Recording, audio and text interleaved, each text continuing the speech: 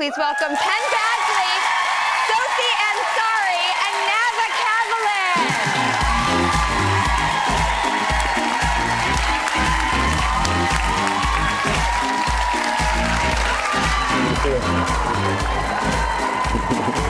I'm so happy to see you. Oh my God! Are you kidding me?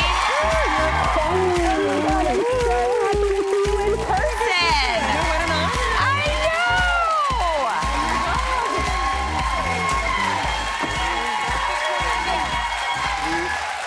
You guys, I love what you're doing in the world so much. I really, truly do.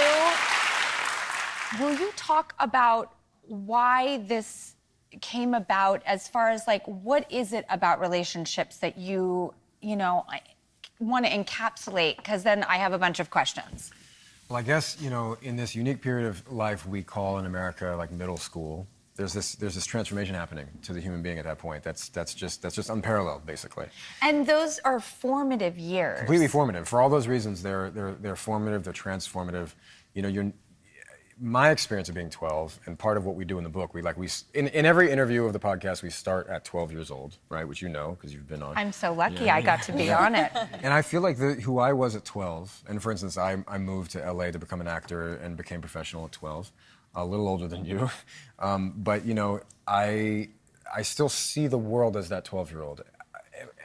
It's been our experience when we interview people and I think we feel for ourselves, I don't want to speak for them, but I do generally. Yeah, always. You do very well speak for each other and with each other. Like, in some ways you are who you are going to be at 12, and then it's just a matter of, do you get steered away from that person through all the cultural and social forces and family, school, et cetera, et cetera. And so the way that middle school ends up looking, it's like, it's super deep and all that. That's very profound. It has to do with identity and humanity, really.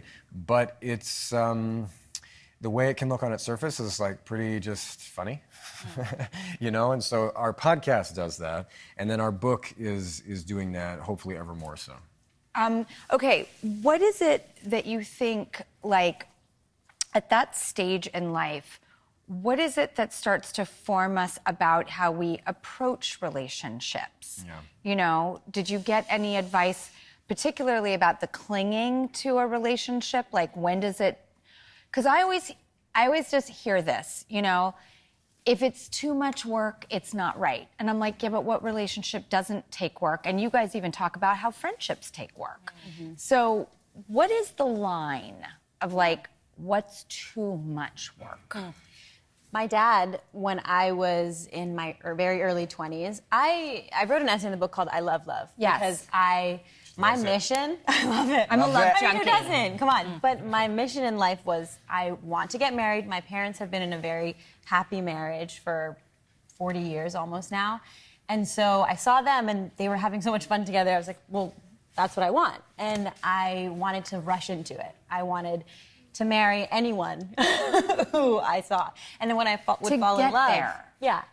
When I would fall in love, I would try to force it. Like, okay, this is who I'm going to marry, and I want to start that process, that period of my life.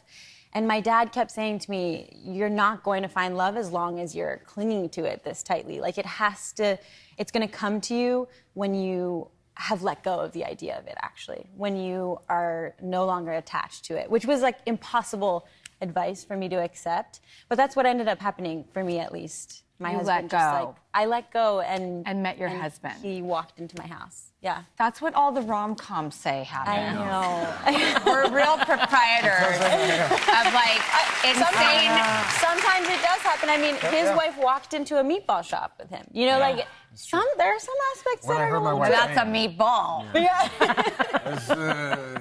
But you said something that actually had me crying in the car, because you talked about when you met your wife, she was a mother? She was a mother of a 5-year-old, I believe, at that point. Yeah, actually, it was the day after his 5th birthday. And I would meet him about like a week later or 2 weeks later. So what is your sort of philosophies now, having lived the life that you have? You have 4 boys now. Yeah, 4 boys. Yeah. Which is amazing, because masculinity seems to be a karma for you. Yeah. And what advice do you have for people who meet a woman with children asking for a friend? Yeah. You know, that's funny. You can tell your friend. I think I take step-parenthood very seriously in the sense that you're making a huge commitment and you're inserting yourself into a family system that already exists. It's a full family system. It might be broken, it might be fractured, it might be having its difficulties, but it's a family system. Those kids, they need as much love and attention as you can give them.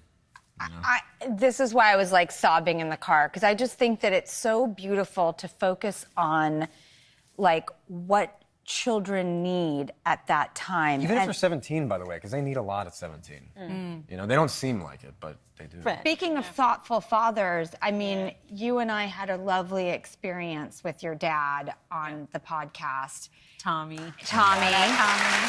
it up for Tommy!